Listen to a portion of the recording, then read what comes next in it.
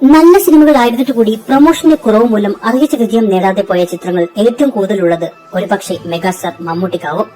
മലയാള സിനിമയിലെ യുവതാരങ്ങൾ മുതൽ സീനിയർ താരങ്ങൾക്ക് വരെ തങ്ങളുടെ ചിത്രങ്ങൾ റിലീസിന് മുമ്പും ശേഷവും മികച്ച പ്രൊമോഷൻ നൽകുമ്പോൾ മമ്മൂക്ക തന്റെ സിനിമകളെ വലിയ രീതിയിൽ പ്രൊമോട്ട് ചെയ്യാറില്ല.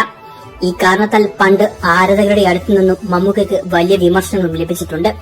എന്നാൽ പിന്നീട് മമ്മൂട്ടി കമ്പനി എന്ന പേരിൽ താരത്തിന്റെ പുതിയ നിർമ്മാണ കമ്പനി വന്നപ്പോൾ എല്ലാവരും ഒരുപാട് മാറ്റങ്ങൾ പ്രതീക്ഷിച്ചു. പക്ഷേ ഒരു മാറ്റവും ഉണ്ടായിട്ടില്ല എന്നതാണ് സാരം. ടർബോ എന്ന ചിത്രം മാറ്റി നിർത്തിയാൽ മമ്മൂട്ടി കമ്പനി നിർമ്മിച്ച ഒരു ചിത്രത്തിനും റിലീസിന് മുമ്പോ ശേഷമോ അർഹിച്ച പ്രൊമോഷൻ ചിത്രത്തിന്റെ അണിയർ പ്രവർത്തകർ നൽകിയിട്ടില്ല. അതിന്റെ ഏറ്റവും പുതിയ ഉദാഹരണമാണ് മമ്മൂട്ടി കമ്പനിയുടെ ബാനറിൽ ഗൗതം വാസുദേവൻ സംവിധാനം ചെയ്ത Dominic and the ladies plus. ഇങ്ങനെയൊരു ചിത്രം റിലീസായതുപോലും പലരും അറിഞ്ഞിട്ടില്ല. ഇത് ഗൗതം മേനോനും അടുത്തിടെ ഒരു ഇന്റർവ്യൂവിൽ വെളിപ്പെടുത്തിയിരുന്നു. ഇനി വരാനിരിക്കുന്ന കളങ്കാവൽ എന്ന ചിത്രത്തിനും ഇതേ അവസ്ഥ തന്നെയാവും ഉണ്ടാവുക. ജൂൺ ആദ്യത്തോടെ റിലീസ് പ്രതീക്ഷിക്കുന്ന ചിത്രത്തിന് ഇതുവരെ ഒരു രീതിയിലുള്ള പ്രൊമോഷനും അണിയർ പ്രവർത്തകർ ആരംഭിച്ചിട്ടില്ല.